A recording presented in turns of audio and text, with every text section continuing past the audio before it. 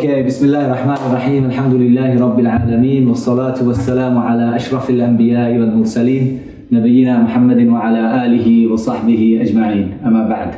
We are honored to have Brother Abdur Raheem Green with us today at the Heritage Centre. And we're hoping to get to know him a little more. So we'll begin just now. Brother Abdur Raheem Green, Assalamu alaikum. Wa alaikum assalam. So good to have you with us today. So good to be here today. So, what about the young Abdur Raheem Green? Let's talk about the young Abdur Raheem Green first. Yeah, it doesn't exist anymore. But are there any memories? Yeah. Like what? What kind of things shaped you when you were younger?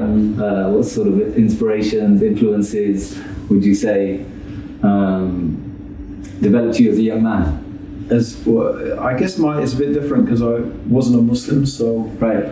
I didn't have those type of influences. So I have no idea really, apart from my dad, who was, I guess, a big influence on me. Right. I don't think I had any people who were particular heroes of mine. I used to have a poster of Che Guevara, but I literally knew nothing about anything about him except he was this revolutionary. I see. That's about it. I really, I guess I was brought up a Catholic, so I suppose Jesus.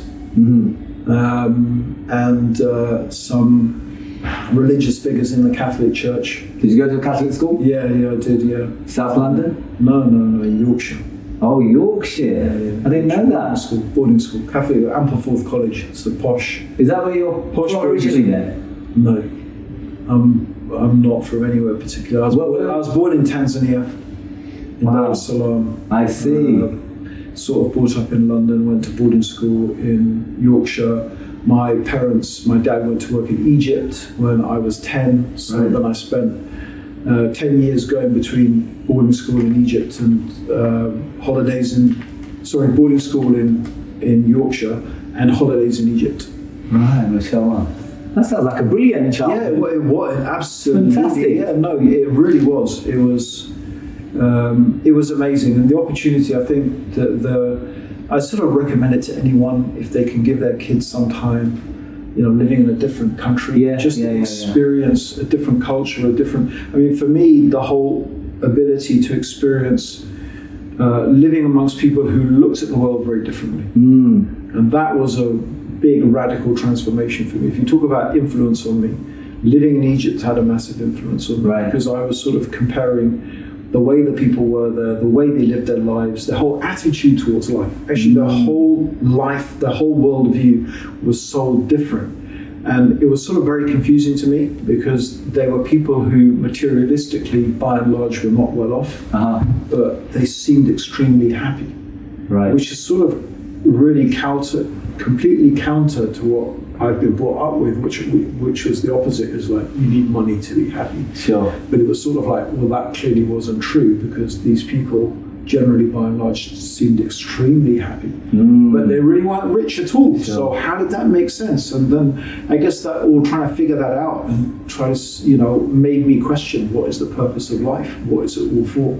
Right. And I guess I had a lot of questions about Christianity. I had a lot of questions about the theology of Christianity. I had a lot of questions about the Catholic Church, things that I just didn't make sense to me, that I didn't agree with. So my youth was a lot of it was, to be honest, a lot of it was just enjoying the things that youngsters enjoy. But in the back of it, there was a lot of questioning, a lot of thinking about what is this all about? What's this all for? And which brings me on to my next question, which is, what were the milestones then? You mentioned Egypt as one to you coming to Islam. Yeah, I think so.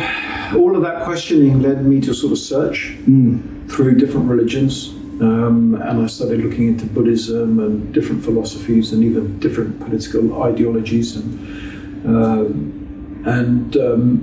the end of that sort of culminated in, to be honest, I reached a stage where I'd given up on religion. I just thought maybe there is no particular, ultimate truth. Maybe happiness really is just by material things. Maybe I just didn't have enough material things. And it's sort of weird because I was just trying to figure out what's the best way to make lots of money without having to do a lot of hard work. And so I thought, I started thinking about different peoples, different civilizations, you know, the Americans, the American dream. You know, the American dream is all about, you know, you're in the gutter and you work your way up, self-made millionaire. And Britain with the Industrial Revolution and the Japanese, all they do was work. And then I thought, oh, look, those Saudis, they've been sitting on their camels for 1,000 years doing nothing. Allahu Akbar, you know, like no work, lots of money. I said, that sounds good. That sounds like the sort of thing I want to look into. Right. No work, lots of money. And literally that is what compelled me to pick up the Quran, the translation of the Quran. Just that, I just thought, let me look into, and it was serious. I'm not joking about it, but literally I was thinking seriously about this. So it's that sort of motivated me to sort of, okay, let me see, you know, because I knew, Islam, the Quran, let me see what it has to say. Right. So I went and bought a translation, you know, from W.H. Smith's Penguin Classics translation. And it was reading that just, then I realized this is it. This is what I've been looking for all of this time. Here's all the answers. Wow. If you want a book from God, this is the one. Yeah. So that was, I wouldn't say that was it, because it was quite difficult to transition from living my fully indulgent, nafs worshipping Western lifestyle to making Allah the center of your life. It's a very big change to make. It took a bit of time, but alhamdulillah I got there. MashaAllah. Through the help of Allah, the permission of Allah. Fantastic. Yeah.